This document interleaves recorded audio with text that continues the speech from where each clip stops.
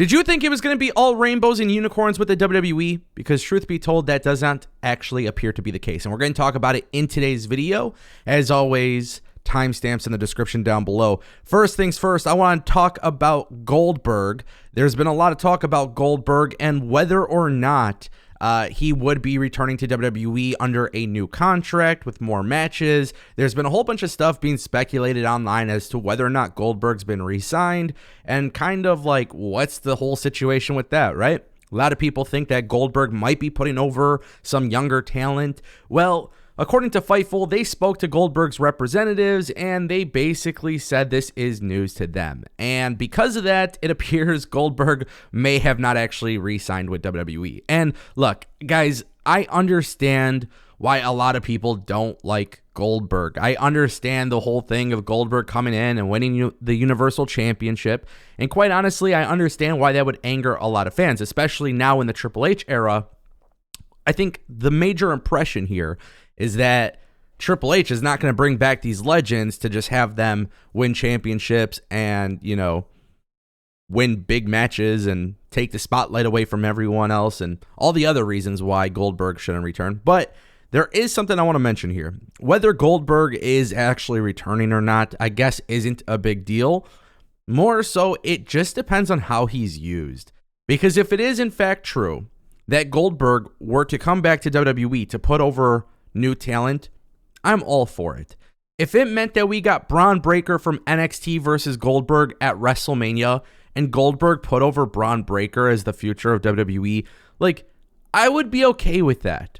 I would not be mad about that. There are still a lot of people familiar with Goldberg. It would actually be beneficial for WWE to do something like that. But as far as Goldberg returning, I would just say, don't hold your breath on it. It doesn't look like it's happening. At least that is what's being said. Now, technically, they could have signed a new deal and they could have, you know, shut down the rumors and stuff like that. But hey, we'll find out soon, won't we? All right, guys, I want to talk about Arn Anderson. Yeah, this one's a very interesting story because it appears Arn Anderson is ready for retirement. In fact, he was talking about this on the latest Arn podcast. He says he has plans to retire from wrestling when his AEW contract runs out in a year and a half. He also did go on to discuss some displeasures that he has with AEW not being able to give Brock Anderson TV time, which this is obviously something we've talked about quite a bit on the channel with, you know, the roster is just so big. AEW doesn't have a lot of TV time. A lot of people aren't in rotation. Arn Anderson basically went and spoke about this, and obviously a lot of people are going to have their own thoughts and opinions on this and whether or not Brock Anderson is ready for television. But you know what? One thing that was actually really cool too was Arn Anderson did make note of Jon Moxley being one of those guys trying to step up and help Arn Anderson. And I like that. I like that Jon Moxley, and so much praise could go to Jon Moxley, especially with all the drama that was surrounding AEW for a while. You know, Jon Moxley was the guy who carried the championship belt, didn't take his vacation, basically held shit down in the company. Then obviously he dropped the belt to MJF. But at the end of the day, Jon Moxley has been like a really big leader in this company. And that's actually really good to hear because realistically, man, it's not a wrestler's job to do all of that at the end of the day. Now, whether it's in his contract or not, I don't know. But if it's not in his contract and he's just stepping up, I mean, that's a good leader, man. And like that's somebody you got to push, and that's somebody you got to take care of, and that's somebody you gotta value and cherish. And you know, with Arn Anderson being vocal about, you know, the lack of TV time and stuff, he makes valid points. I don't think it would be fair for me to shit on him for saying these types of things, but I do think it would also make a lot of sense as to why Brock Anderson isn't given TV time when maybe comparatively talking about Miro.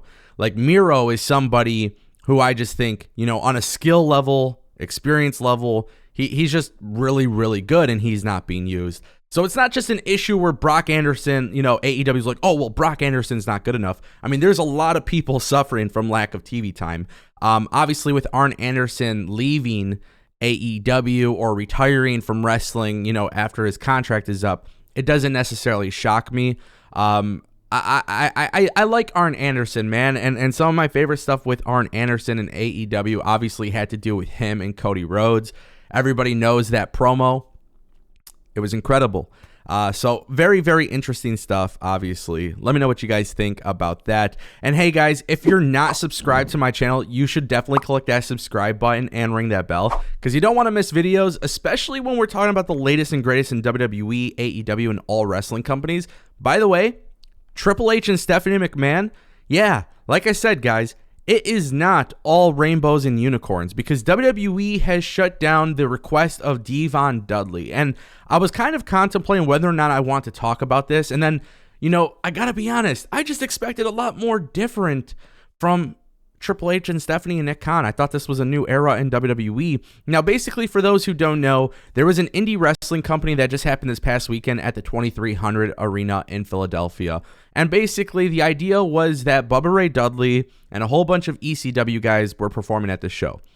This was the Battleground Championship Wrestling, and it was a tribute to the Extreme. So basically what this was a tribute show to ECW. So there was a whole bunch of people from ECW there: Rhino, Rob Van Dam, Shane Douglas, Joel Gertner, Too Cold Scorpio, Raven, the Sandman. I mean, the list goes on. I think even Sabu was there.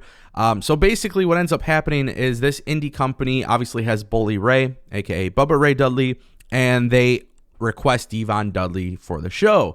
Now, WWE turned down the request. And what's really, really interesting is the promotion ended up claiming that Devon reached out to Triple H to get the decision reversed, but it was unsuccessful.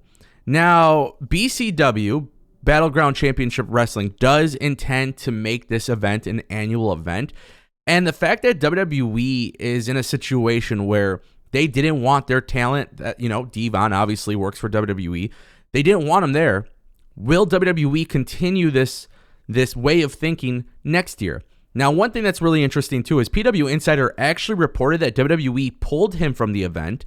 And then the report also noted that the promotion side stated that they received a legal letter from WWE this past Thursday because they were upset about BCW promoting a tribute to the Extreme show.